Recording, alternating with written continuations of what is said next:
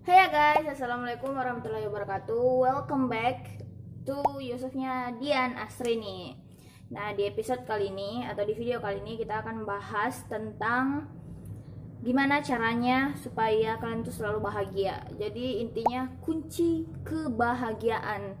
Tapi ini tuh cuman versi dari videonya Dian Asrini. Jadi jika kalian kemana-mana atau kapanpun itu, misalnya buka IG atau buka Twitter atau buka YouTube, mendapatkan judul yang sama dengan judulku, mungkin itu hal yang berbeda. Ini versinya video Dian Asrini. Jadi silahkan disimak. Kunci kebahagiaan itu apa? Jadi ada beberapa guys. Check it. But seperti biasa, sebelum teman-teman nonton video ini, jangan lupa untuk subscribe this channel and turn on notification bell for shout out. Subscribe.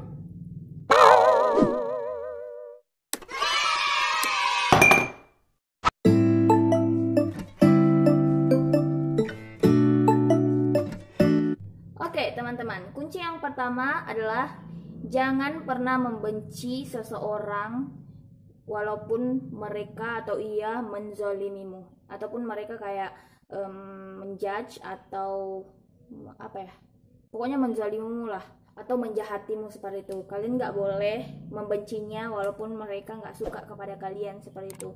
Karena jika kita ikut membencinya, maka di hati kita tuh kayak ada aja kayak kebahagiaan itu tidak bisa keluar jika kita masih membenci orang-orang lain. Maka dari itu, kunci kebahagiaan itu dengan cara tidak membenci siapapun itu. Meskipun orang-orang tidak menyukai kita, setidaknya kita tidak jadi seperti mereka dong. Jika mereka membenci kita, kita tidak boleh membencinya gitu. Karena ketika kalian nggak suka mereka membenci kalian, maka jika kita melakukan hal yang sama, itu artinya kita sama saja dengan mereka. So, don't hate the haters. Walaupun haters gonna hate, tapi ya jangan membenci orang-orang yang menzalimi kita. Gitu. Oke, next point, kunci yang kedua adalah jangan terlalu sedih berlebihan walaupun masalah itu sangat-sangat berat. Sedihnya itu secukupnya saja, nggak usah terlalu sedih gitu loh, nggak usah terpuruk dengan kesedihan, karena kita semua tahu bahwa di setiap ada masalah atau di setiap musibah pasti ada hikmah di dalamnya, pasti ada nasihat yang bisa kita petik dari dalamnya. Jika kita melihatnya dengan sebuah musibah, maka kita tidak bisa mendapatkan hikmah yang ada di dalamnya. Maka dari itu sebaiknya jika teman-teman sedih, sedihnya itu secukupnya saja supaya hikmahnya itu bisa muncul dan kita bisa belajar dari hikmah tersebut gitu. Oke, next point adalah hadapilah dengan serba ada walaupun kita berkecukupan. Maksudnya kita harus hidup dengan sederhana-sederhana saja, meskipun misalnya kita punya cukup materi gitu loh, nggak usah terlalu boros-boros juga, harus tetap jangan lupa untuk bersedekah, karena kita tahu bahwa di setiap harta yang kita miliki ada miliknya orang lain gitu loh. Makanya walaupun kita serba ada, hidup kita itu seharusnya dicukupkan saja, nggak usah terlalu berfoya-foya dengan dunia. Terus ya walaupun serba ada, kita harus hidup dengan berkecukupan. Nggak usah terlalu ini loh, ada orang yang kayak jika dia punya cukup materi, dia akan belanja ke sana kemari, kemudian membuang-buang uangnya.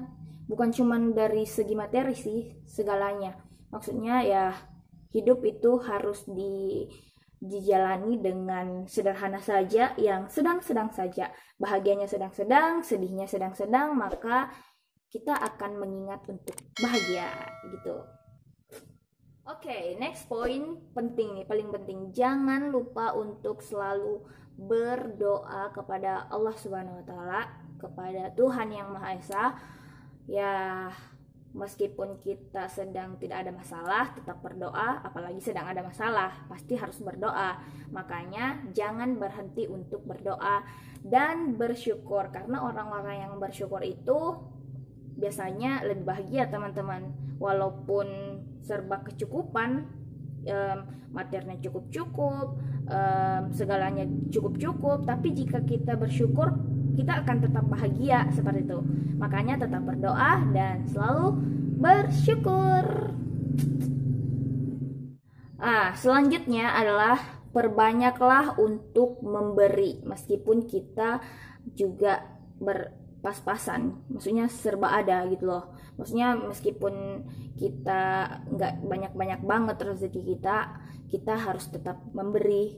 Karena yang pernah saya dengar sih, semakin kita bersedekah atau semakin kita rajin untuk memberi, maka Allah akan memberikan berkali-kali lipat untuk kita. Makanya semakin kita terpuruk, justru semakin kita untuk memberi kepada yang lain, supaya kita diberikan sekian-sekian lipatnya kepada Allah Subhanahu wa taala.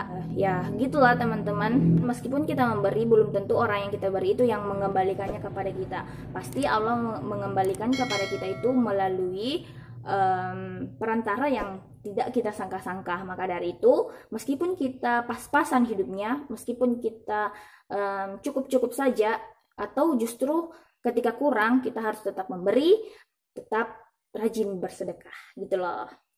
Ya, memberi itu bukan hanya tentang uang teman-teman, semuanya. Pokoknya kalau barang-barang kita diberikan kepada orang lain, itu namanya memberi. Yang penting ikhlas, kuncinya ikhlas loh.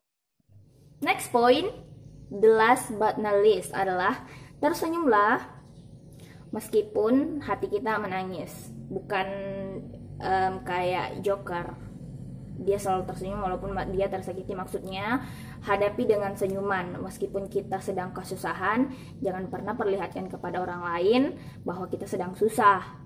Sebaiknya kita tetap harus tersenyum, karena kita semua tahu bahwa senyum itu ibadah.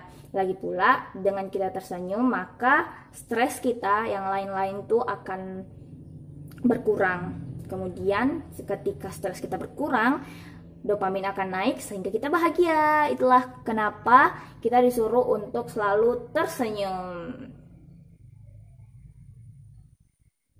Oke, teman-teman, ladies and gentlemen, itulah tadi beberapa kunci kebahagiaan menurut channelnya Dian Asrini. Semoga bermanfaat dan bisalah untuk diimplementasikan ke kehidupan teman-teman, supaya teman-teman bisa bahagia. Selamat bahagia, semoga kita tetap bahagia.